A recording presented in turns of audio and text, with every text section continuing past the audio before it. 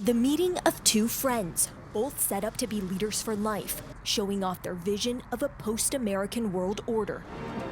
The pomp and circumstance, a credibility boost for Russian leader Vladimir Putin, displaying that he's got a powerful friend in Chinese leader Xi Jinping, even as the International Criminal Court has a warrant for his arrest for committing war crimes and allegedly shipping Ukrainian children to Russia, and even as the West isolates him amid his stalled invasion of Ukraine.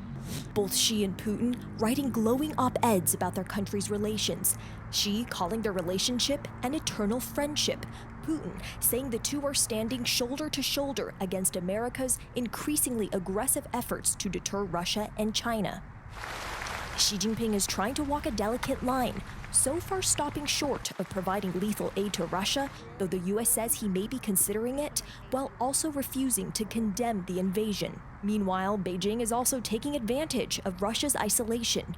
Trade between the two nations jumped to $190 billion last year, an increase of 30% from 2021, undercutting the impact of US-led sanctions, as Chinese companies snap up cheap energy from Russia, giving the Kremlin key funds to finance the invasion. But Beijing wants the world to focus less on their friendship and more on Xi's role as a global statesman who can broker peace deals, like the historic deal he helped forge to restore relations between Saudi Arabia and Iran. I've been talking to people in this Hutong, this old Beijing residential alley, to get a sense of what Chinese people think about Xi Jinping's visit. This man tells me Xi's visit is good because it can further improve China-Russia relations. He says he likes Putin a lot because he's a cool, tough guy. On the Ukraine war, he says he just hopes everyone can have a peaceful relationship. This woman tells me she hopes Russia wins the war, but peace is best. Another woman says the war and loss of life is heartbreaking and painful to watch. She says it's wrong for America to send weapons to Ukraine, and she believes in Xi Jinping's vision of world peace.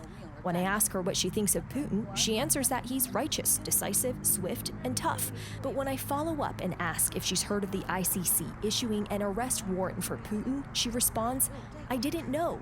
He started the war after all. He should sit down with Zelensky and talk."